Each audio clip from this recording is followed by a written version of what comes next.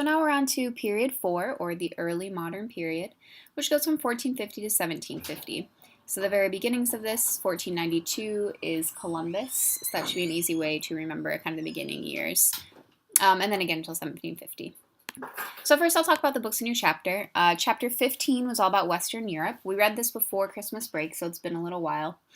But Western Europe, we saw a lot of corruption in the church, which led to the Protestant Reformation, which is led by Martin Luther. Here's a drawing of him.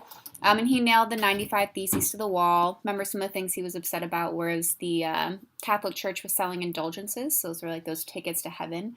And just a lot of other corruption. And so he starts the Protestant Reformation, and then you have all of those other religions that are created afterwards, like Calvinism and Protestantism, etc. Also in Europe, governmentally, there's a lot of monarchies, kings and queens. A lot of them are using still divine right to rule, so I got your right to rule from God as one of their justifications for ruling. Period 4 is also where we see the beginning of enlightenment and the scientific revolution. It really doesn't become large until period 5, which is why we talked about it in that video. But it does start, and so I would just kind of recognize that it starts in period 4. And then the most important thing about period 4 for Europe is that this is when Europe expands around the globe. Okay, so Columbus is trying to find a way to get to the Indian Ocean trade. He thinks that if he goes this way, he'll end up over here in India, but instead does not and ends up down here in Cuba. After that, other Europeans go to the Americas. One of their reasons are the 3 G's, right? Gold, God, and glory. So they're spreading Christianity. They're making a lot of money off of it, and this kind of glorification of taking all of this new land. In addition, they did find the Indian Ocean, a way to get to the Indian Ocean by going all the way around Africa. And they do start setting up trading posts and taking over the Indian Ocean trade as well. And remember, they wanted to go to the Indian Ocean trade because Muslims were making so much money off of it, because in period 3, Muslims had taken over the Indian Ocean trade. Okay. So again, Europe expands around the world. They take over the Indian Ocean trade, and they take over the Americas. So chapter 16 now is all about the Americas. So we've got our Mayas, Incas, and Aztecs in the Americas at the time. All of them fall because of European, what's the word I'm looking for? Because the Europeans take over and spread all the diseases and kill people with guns, etc. So this causes huge demographic change in the Americas, where their population goes way down. In addition to disease, other things were brought to the Americas. So think of any animals. We know that the Americas don't have large animals that you can ride on besides llamas. So pigs, cows, chickens all get introduced to the Americas. Diseases, guns, also foods like wheat, rice, and coffee. And then things that go from the Americas back to Europe are beans, potatoes, chocolate, tobacco, corn, llamas. Syphilis is one disease that goes the other way, and rubber. Okay. In this whole process, Europeans set up plantations in the Americas to grow things, and they use 2 forms of labor. One is the encomienda system, where they force natives to work, usually in silver mines, because remember, Asia wanted the silver. They also use Africans, and that's called chattel slavery, and a lot of them are working to grow sugar or tobacco, depending on what part of the Americas you're in. Catholicism spreads because they're spreading Christianity. And then finally, the Europeans start ruining the land in the Americas because they have to clear all of the forest to build plantations, which you can kind of see here in this picture. Chapter 17 was all about Africa. So before the Europeans came, we've got these big empires like Ghana, Mali, and Songhai. Songhai is really the biggest one when Europeans come, and the Songhai Empire had Timbuktu. So remember, this should be capitalized, but that's the huge city of learning, really big Islamic center. And when we watch that clip in Roots, remember that's where he wanted to go to school before he got taken in the Atlantic slave trade. So Europeans arrive, and they use the Africans in the slave trade. Why did they use Africans? Because a lot of the natives were dying, and they wanted people who were already immune to their diseases, and Africans were because they had contact with Europe before this. This starts the triangular trade.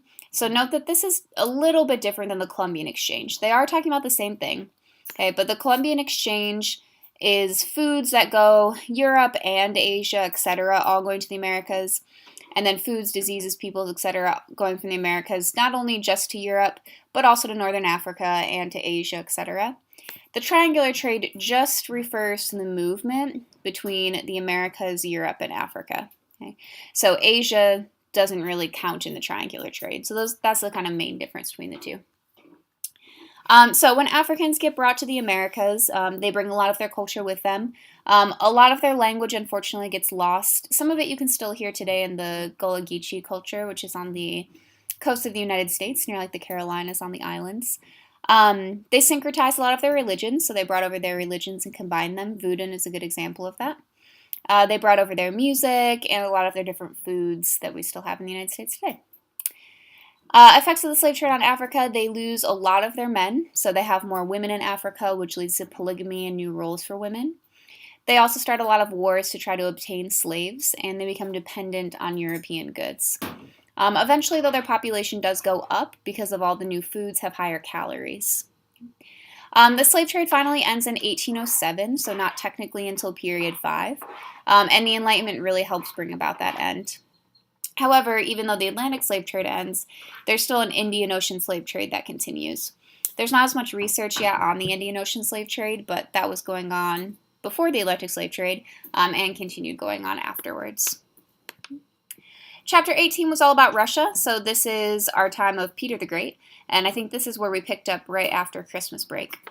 So Russia in period 4, you just got to know kind of the people. So we've got Ivan the Great. He kicks out the Mongols from period 3 and starts feudalism in Russia.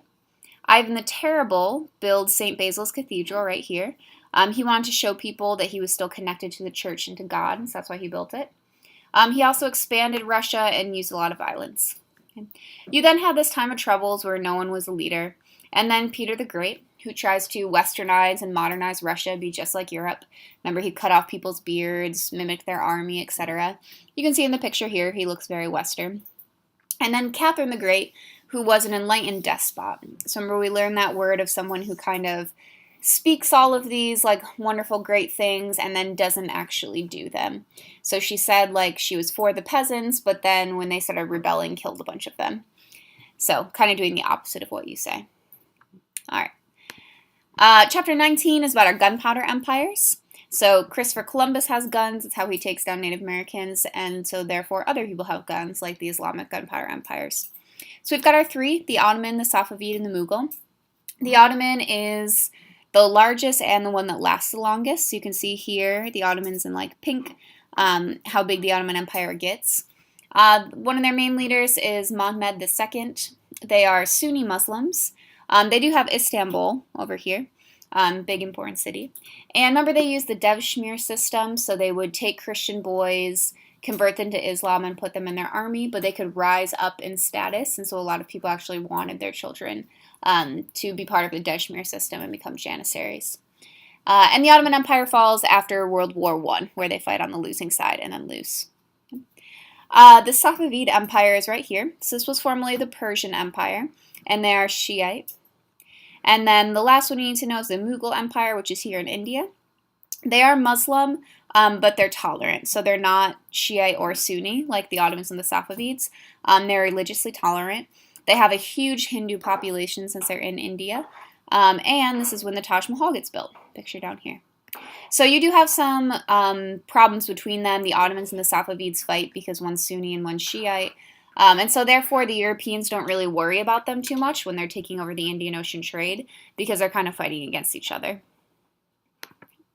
And then finally, chapter 20 was about Asia. So this is, we've got the Ming and the Qing dynasty in China. The Ming dynasty defeats the Mongols from period 3, kicks them out.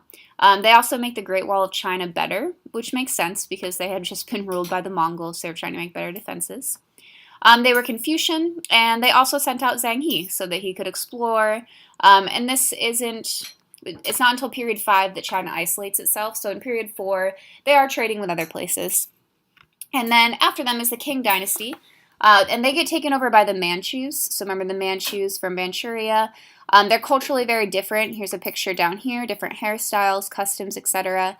And they do let some European influence into China, which will lead in period 5 for China to say, like, we completely want to isolate ourselves after they kick the Qing dynasty out and they're led by Chinese people again, which will then lead to the Opium Wars. Japan in this time period is led by military leaders called shoguns, and the Tokugawa government centralizes Japan and kind of unites it. And then Korea, this is when they're the hermit kingdom, so they're just very isolated. All right, so your key concepts there in green, because our time period was green for greed. You've got 3.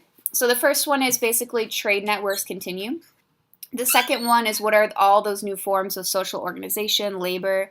And then finally, how do states and empires expand and imperialize? Okay.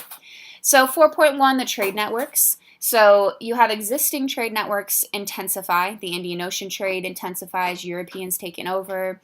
The Silk Road is still happening at this time. And then most importantly, you have the trade now to the Americas. And that's possible because of new technologies or improvements in technologies, like better astrolabes, better cartography. They're starting to understand the wind patterns, not only just in the Indian Ocean, but also across the Atlantic. Zhang He again is exploring. Portugal starts a big navigation schools, like people are going to school now to become sailors, etc. And then finally, Columbus goes to the Americas and opens up that whole trade network. Just kind of a side note on all of this, while this is happening, Oceania, so New Zealand, Australia, Polynesia, they aren't affected by Europeans. Europeans don't get there yet. They don't until period 5. So they're completely unaffected. All right, and then the last kind of part here about trade, maybe not the last, but the third part about trade is kind of what's being traded. So silver's being traded to Asia. The economy is now global. Everyone is involved in it. And Europeans start using mercantilism and joint stock companies. So this is where we did that simulation in class. Mercantilism, where you take raw materials, turn it into a finished product, and sell it back. And then those joint stock companies where people can give money to your company if they think you're going to do well. And then if you do, you get profit back. And if you don't, you lose money. All right, sorry, this is the last one. So what's being traded? We talked about this, but again, disease is being traded. American foods like potatoes, corn, enslaved peoples, sugar, tobacco, horses, cattle, sheep, etc. Nutrition and health does improve because of the new foods in a lot of places, and colonization does affect the environment because they're cutting down trees to build these to build these plantations. And again, just to clarify, the triangular trade does not include Asia. Okay. Oh, I was not done. 4.1 is big. Also along the trade routes, they spread religions. So you've got religion being spread across to the Americas. And then you also have Islam being spread in the gunpowder empires, and that's split between Sunni and Shiites. Okay. And then we see the conflict already beginning because of that. Okay. Europe makes a ton of money off of taking over the Americas, and so that helps fund the Renaissance in Europe. And the Renaissance is this rebirth of all this painting, like Michelangelo and Da Vinci, etc. Literacy also expands. This is when Shakespeare's writing, things like that. All right, 4.2 is all about social organization. So you have in the north, this is the time of the Little Ice Age, and so settlements start to decrease in northern Europe. Peasant agriculture increases. So in Russia, they start feudalism and serfdom. In India, we have peasants growing cotton, which will eventually be taken over by the British in the next time period. China making a lot of silk. We have Africans who are being taken across the Indian Ocean and across the Atlantic Ocean. All the colonies in the America are dependent on forced labor, so the encomienda system with the natives and chattel slavery with Africans. And that creates new social and political hierarchies. So these are like our castas systems in the Americas, with the peninsulares on top, the people born in Spain, the Creoles, their children who are born in the Americas but are Spanish. And then underneath that, the different types of people, like mestizos, mulattoes, etc., of the mixed people. You also have a change in gender roles. Families are becoming smaller, and you have huge demographic changes. The Americas, the native population gets wiped out, and then you have a whole European and African population that come in. In Africa, a lot of men are taken out. There's more women, but then their population does go up because of food. All right, and then the last one, 4.3, is how did rulers grow their empires? So similar things that they've done before, right? Divine right to rule in Europe, still happening. In the Americas, before the Europeans got there, they used human sacrifice. The treatment of ethnic minorities, so a lot of places they're treated poorly, and that's how states can maintain their power. Collecting tax and tributes, so a good example of this is the gunpowder empires. Different art and architecture is built, so St. Basil's Cathedral, for example, in Russia. Okay.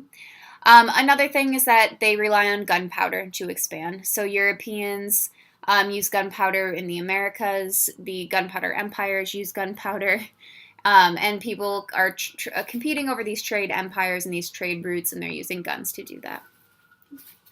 All right, so that sums up the key concepts. Again, 4.1 was those trade networks. They're expanding, they're getting bigger, we're going across the Atlantic now. That comes with new forms of labor, new forms of economies. Okay. New social organization and production.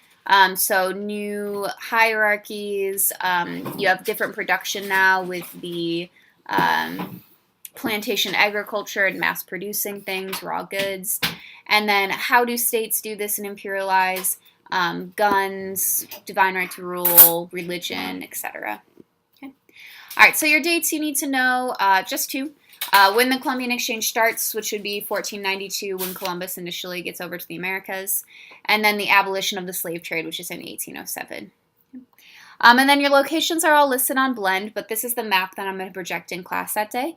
So I will list all of the places on your quiz, and then you will just write what color they are on here. So you're welcome to pause this so you can kind of figure out and study what empires are which.